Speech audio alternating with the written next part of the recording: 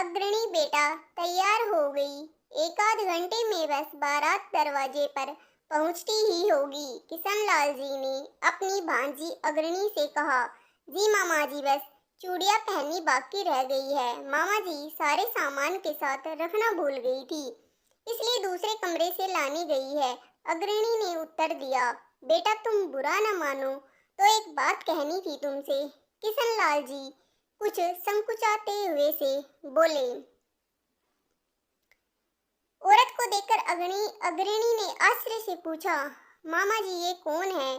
तुम्हारी माँ है बेटा, किशनलाल जी बोले। ये सुनकर अग्रणी भड़क उठी और बोली, ये यहाँ क्या करने आई है? ये मेरी माँ है, इनसे पूछिए कि इन्होंने कभी माँ होने का फर्ज निभाया है। ये तो मुझे दूध मुही बच्ची को अकेला छोड़कर चली गई थी ना।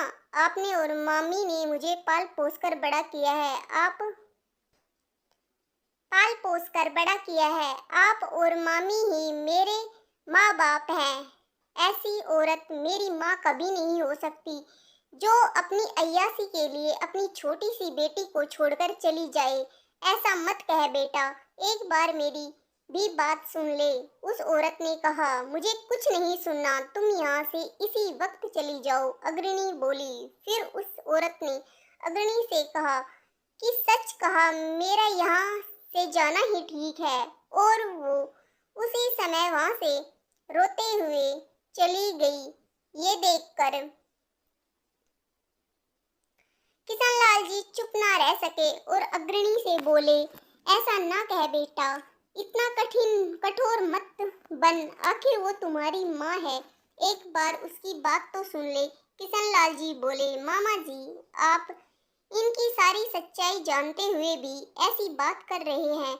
अग्रणी बोली, बेटा इनके बारे में जो तुझे पता है वो ही मुझे पता है, लेकिन अभी कुछ दिनों पहले ये मथुरा के एक मंदिर में कुछ विधवाओं के साथ मिली। मैंने इन्हें पहचान लिया और कहा कि जीजी मैं आपका किशन छोटा भाई, लेकिन इन्होंने मुझे पहचानने से इनकार कर दिया। फिर मैंने कहा कि जीजी आपकी बेटी की शादी है, उसे आशीर्वाद देने नहीं आएगी। तब जाकर इन्होंने मुझसे कहा, किशनलाल मुझे माफ कर दे, मुझे जैसी कलंकनी को तुम भाई पुकारने का हक नहीं है। मैं क्षमा के योग्य नहीं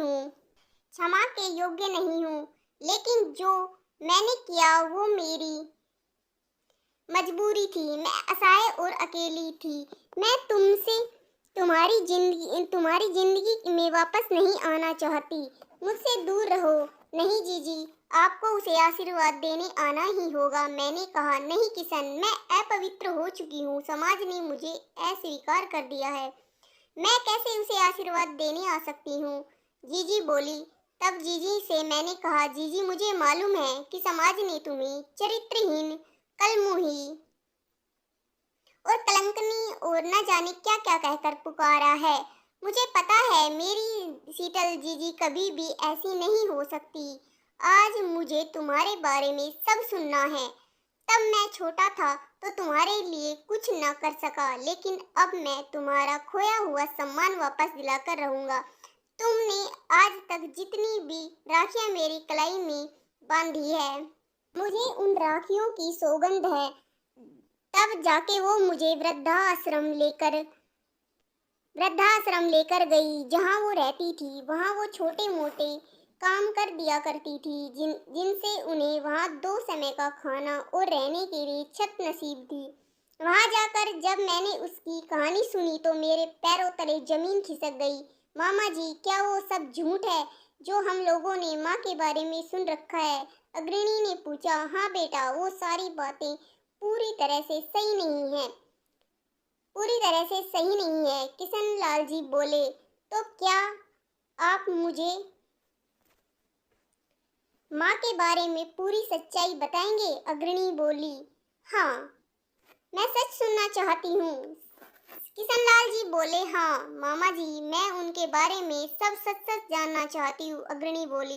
तो सुन अपनी माँ की सच्चाई। और किशनलाल जी ने शीतल जीजी की कहानी सुनानी शुरू की। बात उन दिनों की है जब मैं 10 साल का था और शीतल जीजी ने अभी 16 साल में कदम शीतल जीजी ने मेरे सगे ताऊ जी की बेटी थी। शीतल जीजी की माँ जन्म देते ही भगवान को प्यारी हो गई थी। तब परिवार वालों के दबाव में आकर शीतल जीजी के पिताजी राधे श्याम जी ने दोबारा शादी कर ली, लेकिन सौतेली माँ आखिरकार सौतेली ही निकली। वो तरह तरह के जुल्म ढाती शीतल जीजी पर, यहाँ तक कि शीतल जीजी की 8वीं के बाद उनकी वजह से पढ़ ना सकी। शीतल जीजी पढ़ने में इतनी होशियार थी कि अगर उन्हें आगे पढ़ने का मौका मिलता तो आगे चलकर वो जरूर डॉक्टर या इंजीनियर होती। सौतेली माँ के कारण किसी कारणवश माँ ना बन सकी तो उनकी सारी भड़ास शीतल जीजी पर ही निकलती। कहती कि ये ही मनुष्य है, इसलिए ऐसा हो रहा है। शीतल जीजी की माँ हमेशा बिना सिर पैर की बातें करती रहती। ताऊ जी और मेरे पिताजी के बीच घर का बंटवारा हो चुका था।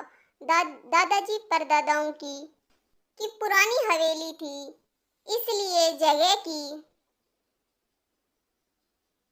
कोई कमी ना थी। हवेली के 2 हिस्से होने के बावजूद भी दोनों परिवारों को बहुत बड़े बड़े हिस्से मिले थे। हवेली के पीछे ही बगीचा और गौशाला थी, जहाँ 2 छोटी छोटी कोठरियाँ बनी थी, भूसा, लकड़ी और उपले रखने के लिए। दोनों ही घरों को बड़े बड़े आंगन मिल गए और साथ में छत। मेरी माँ और ताई जी के बीच बिल्कुल भी बोलचाल नहीं थी, क्योंकि ताऊ का स्वभाव बहुत ही खरा था। उनकी किसी से भी न पटती थी। ताई और शीतल जीजी के साथ गलत व्यवहार करती तो वो मेरी माँ से न देखा जाता, इसलिए जब ताई जी से कुछ कहती तो ताई जी उनसे कहती कि तू छोटी है और मैं तेरी जेठानी हूँ, तू मुझे ज्यादा ज्ञान मत दे। ये बात माँ को अच्छी नहीं लगती। दादी के कहने पर तब भी ताई जी का व्यवहार उतना खराब न था शीतल जीजी के साथ, लेकिन दादी के जाने के बाद तो जैसे उन पर चंडी सवार हो गई थी ना, तो वो छोटी को सहती और ना ही बड़ों का मान रखती। शीतल दीदी की पढ़ाई बंद हो जाने के बाद ताऊ जी अक्सर उनके पढ़ने के लिए घर पर ही किताबें ले आते और घर का काम करती। उसके बाद जितना भी समय मिलता वो पढ़ लिया करती। इसी तरह हर रोज शाम का वक्त था और वो छत के किनारे बनी हुई दीवार के सहारे टेक लगाए बैठी कुछ पढ़ रही थी। तभी उन्होंने देखा कि छत पर एक पतंग मांझे सहित कटकर आ गिरी। उन्होंने उठकर इधर उधर देखा और सोचा कि न जाने यह पतंग कहाँ से उड़कर आई है। तभी उन्होंने छत की दीवार से नीचे झांककर देखा तो एक बड़ा सा लड़का और उसके संग एक छोटा बच्चा था। छोटे बच्चों को तो वो पहचानती थी, लेकिन बड़े लड़के को उन्होंने पहली बार देखा था। छोटा बच्चा तो बगल वाली मंजरी भाभी का बेटा उदय था, लेकिन उसके साथ बड़ा लड़का न जाने कौन था। तभी उस बड़े लड़के ने कहा, माफ कीजिए, आपकी छत पर हम लोगों की पतंग कटकर गिरी है, वापस कर दीजिए। शीतल जीजी ने पतंग उठाई और छत से फेंक दी। उस बड़े लड़के ने कहा, धन्यवाद जी, और इतना कहकर दोनों वहां से चले गए। लेकिन उस दिन के बाद पतंग कटकर छत पर गिरने का सिलसिला शुरू हो गया। तभी एक दिन उस बड़े लड़के से शीतल ने कहा, आप कौन हैं और रोज रोज आपकी पतंग हमारे घर पर आकर ही क्यों गिरती है? मैं सब समझती हूँ जी, जो आप समझ रही हैं बिल्कुल वैसा ही है। वो बड़ा लड़का बोला, बड़े बदतमीज हैं जी आप। शीतल बोली, वैसे तो नहीं हूँ, लेकिन जब से आपको देखा है तो बदतमीज हो गया हूँ। उस लड़के ने कहा, चले जाइए। जाइए, मेरे पास फालतू बातों के लिए समय नहीं है। और इतना कहकर शीतल जी चली गई। अब वो लड़का घर की छत पर आकर किताब पढ़ते हुए शीतल को निहारने पहुंच जाता। शीतल भी कभी कभी किताब के पीछे से कनखियों से झांककर उसे देखती तो वो मुस्कुरा पड़ता और शीतल जल्दी से फिर किताब के पीछे अपना चेहरा छिपा लेती। इधर उस लड़के ने शीतल के चचेरे भाई किशन से भी दोस्ती कर ली। अब किशन ने शीतल से उस लड़के के बारे में बातें करना शुरू कर दिया। तब शीतल को पता चला कि वो लड़का मंजरी भाभी का भाई है और उस छोटे बच्चे उदय का मामा। उसका नाम पवन है, जो कि वकालत पढ़ रहा है। उम्र में मंजरी से कम 5 साल बड़ा होगा। पवन ने धीरे धीरे अपनी बातों और शरारतों से शीतल का दिल जीतना शुरू कर दिया। शीतल शुरू में तो उसे भाव न देती, लेकिन बाद में वो भी पवन के मोह पास में फंसने लगी। करती भी क्या, वो इस दुनिया में खुद को अकेला महसूस करती थी। अब जाके उसे एक ऐसा दोस्त मिला जो कि कम से कम उसके चेहरे पर मुस्कान तो ले आता था। सालों से उसे खालीपन, माँ के ताने सुन सुनकर उसका मन शुष्क हो गया था, लेकिन पवन उसके जीवन में ओस की बूंदों की तरह आया था और उसे शीतल के मन को भिगो दिया था। अब शीतल के कठोर स्वभाव में थोड़ी नरमी आ गई थी। दोनों छत पे जाते और मन की बात पत्रों से लिखकर एक दूसरे को पहुंचा देते। कभी कभी दोनों बगीचे में बनी कोठरी में भी मिल लेते थे। दोनों अब एक दूसरे को दिलो जान से चाहने लगे थे। शीतल अब हरगिज भी पवन से दूर होने का नहीं सोच सकती थी और पवन भी शीतल से ही ब्याह करना चाहता था। वो उससे कहता, वकालत की पढ़ाई पूरी होते ही मैं धूमधाम से तुम्हारे साथ ही ब्याह करूंगा। अब दुनिया की कोई भी ताकत मुझे तुमसे अलग नहीं कर सकती। और फिर वो कहता,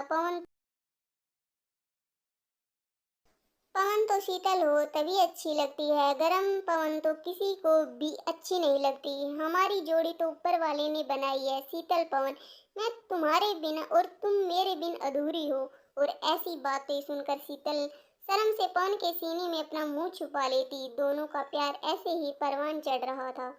लेकिन कहते हैं ना, इश्क और मुस्क छुपाए। शीतल की सौतेली माँ श्यामा बगीचे की कोठरी मैं उपले उठाने गई और कोठरी के किवाड़ अंदर से बंद नहीं थे, केवल अटके हुए थे। श्यामा ने जैसे ही कोठरी के किवाड़ खोले तो उसने देखा कि पवन शीतल की गोद में अपना सिर रख कर लेटा हुआ है और शीतल उसके बालों को सहला सहला कर बातें कर रही है। अब श्यामा ने जब ये नज़ारा देखा तो गुस्से से उबल पड़ी। उसने पवन से पूछा, कौन हो जी तुम? मालूम होता है कोई खिचड़ी पक रही है यहाँ। अब पवन की सिट्टी पिट्टी गुम। वो डर के मारे कुछ ना बोल पाया। सभी उसे बचाने के लिए शीतल बोल पड़ी, माँ ये मंजरी भाभी के भाई हैं। मैंने तुझसे पूछा है तो फिर तू क्यों मेरे सवाल का जवाब दे रही है? और तुम बेशर्मों की तरह यहाँ क्यों खड़े हो? जाते क्यों नहीं? श्यामा गुस्से में बोली। श्यामा की बात सुनकर पवन वहाँ से चला गया और शीतल उसे जाते हुए देखती रही। उस कोठरी में एक कोने में लकड़ियों का ढेर पड़ा था। श्यामा ने उस ढेर में से एक लकड़ी उठाई और शीतल को मारना शुरू कर दिया। शीतल ने अपना कोई भी बचाव नहीं किया और चुपचाप मार खाते रही। जब श्यामा शीतल को मारते मारते थक गई तो खुद ही उसे मारना बंद कर दिया और उसने शीतल को उस कोठरी में बंद करके बाहर से ताला लगा दिया। लेकिन शीतल ने कोई भी हस्तक्षेप नहीं किया। दोपहर से शाम हो गई। शीतल भूखी प्यासी ऐसे ही कोठरी में पड़ी रही। इधर पवन ने परेशान होकर चचेरे भाई किशन से कह दिया कि तुम्हारी जीजी भूखी प्यासी कोठरी में बंद है, जरा अपनी माँ से कहकर उसकी मदद करो। जब किशन को यह पता हुआ तो किशन अपनी माँ को आकर बताया। माँ से ये सब ना देखा गया और उसने अपनी जेठानी श्यामा बोलने को कहा। श्यामा बोली, आई बड़ी सिफारिश करने वाली, पता है आज मैंने उसे एक लड़के के साथ रंगे हाथों पकड़ा है। आज आने दो इसके बाप को, जो इसकी बहुत तरफदारी करता है। उसे सब बताऊंगी कि तुम्हारी लड़की कैसे कैसे करतूतें करती है। शीतल की गलती देखकर किशन की माँ चुप हो गई। उस दिन के बाद श्यामा ने शीतल को घर में और आन फान में शीतल का ब्याह भी तय कर दिया गया। इधर पवन ये खबर सुनकर तड़फ उठा। एक दिन चिट्ठी लिखकर उसने किशन के हाथ भिजवाई कि वो शीतल से मिलना चाहता है। रात में बगीचे के पास मिलो। शीतल रात को बगीचे में उससे मिलने गई और पवन ने रोते हुए शीतल को गले से लगा लिया। और बोला, शीतल ब्याह मत करना, मना कर दे इस ब्याह के लिए, बस मेरा इंतजार कर ले, पढ़ाई पूरी होते ही मैं तुमसे ब्याह कर लूंगा। मैं कुछ नहीं कर सकती पवन, अब कुछ भी मेरे बस में नहीं है, मेरा और तुम्हारा साथ बस इतना ही था। मैं अब अपने माँ बाप को और धोखा नहीं दे सकती। और इतना कहकर शीतल ने खुद को पवन की बाहों से छुड़ाया और चली गई। पवन वहीं बगीचे में घुटने के बल रोता रह गया।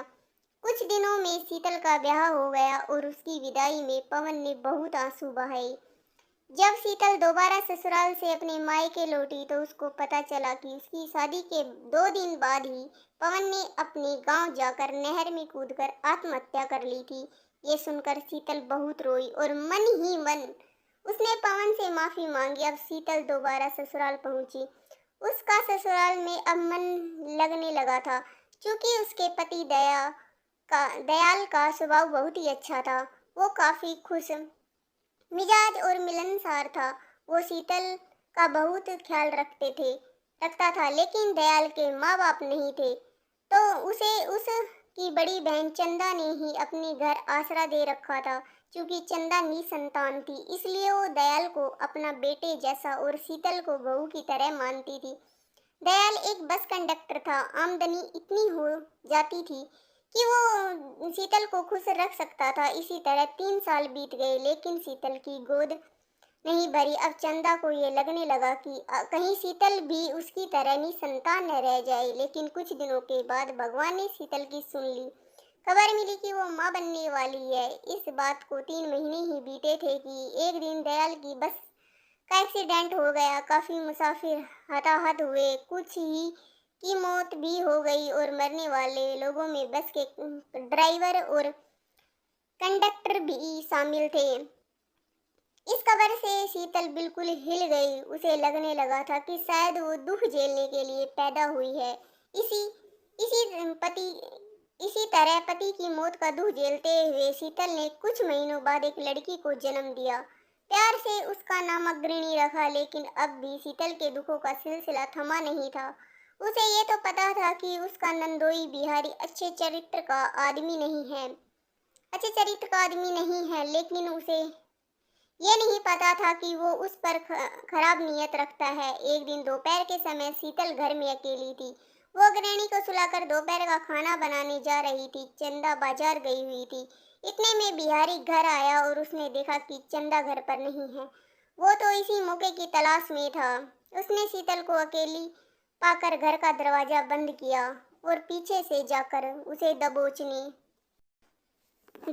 की कोशिश की, लेकिन शीतल ने अपने आप को जैसे तैसे छुड़ा लिया और हट गई। लेकिन अपना वार खाली देख बिहारी गुस्से से लाल होकर बोला, आ तो चाहे जो हो जाए, मैं तुझे नहीं छोड़ूंगा। आ तो चंदा भी घर पर नहीं है, तुझे भला कौन बचाएगा। ये सुनकर शीतल गिड़गिड़ाते हुए अपनी इज्जत की भीख मांगने लगी, लेकिन वो राक्षस कहाँ मानने वाला था। इतने में बच्ची जाग उठी और जोर जोर से रोने लगी। तब पड़ोस में रहने वाली काकी ने अपने घर से आवाज दी, क्यों री चंदा, बच्ची को क्यों रुला रही है। तभी शीतल बिहारी से बोली, आपने अगर कोई हरकत की तो मैं सबको चिल्ला चिल्ला कर बुला लूंगी। अगर हिम्मत है तो चिल्ला ओ और बुला ले सबको। बिहारी बोला, मैं सच कह रही हूँ, कोई लिहाज नहीं करूंगी। शीतल फिर से बोली, लेकिन तब भी बिहारी नहीं माना। मजबूर होकर शीतल ने शोर मचाना शुरू कर दिया। शोर सुनकर भीड़ इकट्ठा हो गई। तभी बिहारी दाव खेल गया और उसने सबसे ये कहा कि ये ही मेरे गले पड़ रही है। क्या करे बेचारी, जवान खून है, जवानी संभाली नहीं हो रही। जवानी के जोश में इसने ये भी न देखा कि मैं इसके बाप के समान हूँ। कहने लगी कि हल्ला मचा देगी। मैंने बहुत समझाया, ऐसी हरकतें भला घर की लड़कियों को शोभा नहीं देती, लेकिन यह नहीं मानने वाली। ये चिपटने लगी मुझसे। मैंने मना किया तो हल्ला मचाया और आप सबको बुला लिया। कलंकनी कहीं की, कुलच्छनी कहीं की। जा कहीं चुल्लू भर पानी में डूब मर, बदन की आग ठंडी हो जाएगी। ये सुनकर शीतल चुप ना रह सकी और बोली, ये आदमी झूठ बोलता है, मैंने ऐसा कुछ भी नहीं किया। उस समय चंदा भी आ गई और ये सब तमाशा देखकर वही कर्म पर हाथ धरकर बैठ गई। फिर बोली, आप सब लोग जाइए, मैं संभाल लूंगी। ये देखकर शीतल बोली, जीजी मेरा कोई दोष नहीं है इसमें, कुछ नहीं किया। मैंने कुछ नहीं किया, दोषी तो सीता भी नहीं थी, फिर भी अग्नि परीक्षा भी तो उसी ने दी। मुझे पता है कि तूने ऐसा कुछ नहीं किया, लेकिन तू ये क्यों भूल रही है कि ये समाज पुरुषों का बनाया हुआ है, जो वो चाहेंगे वही होगा। चंदा बोली। उस समय तो चंदा इतनी बोलकर चुप रह गई, लेकिन रात को उसने शीतल से कहा कि मैं कब तक तुझको बचाती रहूंगी। तू ऐसा कर, बच्ची को यहीं मेरे पास छोड़कर शहर चली जा, मैं सब संभाल लूंगी। और रातों रात चंदा ने शीतल को कुछ पैसे देकर शहर जाने वाली बस में बिठा दिया। इधर बिहारी को मौका मिल गया और उसने शीतल को बदनाम करने के लिए यह कह दिया कि वह किसी के साथ भाग गई, खानदान का नाम बदनाम कर दिया। और बिहारी ने शीतल के पिता से कहा कि बच्ची को ले जाए, हम उसे नहीं रखेंगे। शीतल के पिताजी अग्रणी को ले आए, लेकिन सौतेली मां ने पालनहार करने से मना कर दिया। किशन की मां नन्ही सी बच्ची को न छोड़ सकी और उसकी जिम्मेदारी उसने ले ली। उधर शहर में जब तक शीतल के पास पैसे थे वो जी रही थी, लेकिन पैसे खत्म होने के बाद वो भूख से मरने लगी। एक दिन इसी तरह भूखी प्यासी वो सड़क के किनारे जा रही थी और चक्कर खाकर वहीं गिर पड़ी। सड़क किनारे एक छोटी सी गुमेटी में लुहार ने शीतल को बेहोश देखा तो उसके मुंह पर पानी शीतल होश में आई तो उसने पूछा, तुम कौन हो बहन, तुम्हारे साथ में कौन है? तब शीतल ने अपनी राम कहानी उस लोहार को सुना दी और लोहार बोला, बहन तुम यहीं रह सकती हो, मेरे हाथ बटा दिया करो और जो रूखी सूखी पकाओगी तो तुम भी खाना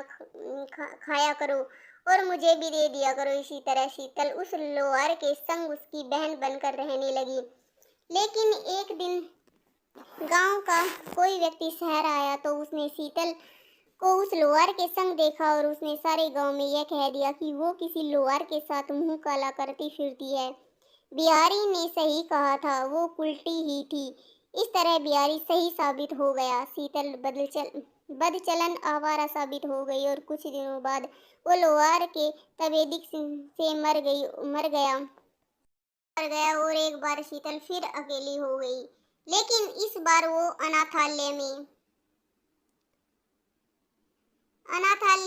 अनाथ बच्चों का सहारा बनकर उनकी सेवा करने लगी। वो इसके लिए सिर्फ 2 वक्त का खाना लेती थी। उसे पहले के लिए वही जगह मिल गई, लेकिन जब उसका शरीर कमजोर होने लगा तो वो मथुरा चली गई और वहां उसने वृद्धाश्रम में सहारा लिया। फिर जब किशन की शादी हो गई तो दोनों पति पत्नी ने अग्रणी को माँ बाप की तरह संभाल लिया। किशन को भी शीतल की पूरी सच्चाई पता नहीं थी, उसे तो बस वो ही मालूम था जो समाज ने उसे बताया था। उसने अग्रणी को भी वही बताया, लेकिन जब शीतल जीजी किशन को मिली तब उसने सारी सच्चाई मालूम हुई। इसलिए अग्रणी बेटा माफ कर दे, उस अभागन को कितने कष्ट झेले हैं उसने, आज उसके सीने से लगकर उसके सभी कष्टों का निवारण कर दे।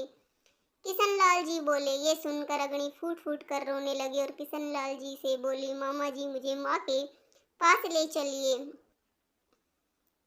किशनलाल जी अग्रणी को शीतल के पास ले गए। शीतल बाहर पेड़ के पास बने चबूतरे पर बैठकर रो रही थी। अग्रणी फौरन जाकर शीतल से लिपट कर बोली, मुझे माफ कर दो माँ। अब शीतल बोली, मैं बेकसूर हूँ बेटा, मैं जानती हूँ माँ। अग्रणी बोली और दोनों माँ बेटी ऐसे ही लिपट कर रोते रह गई।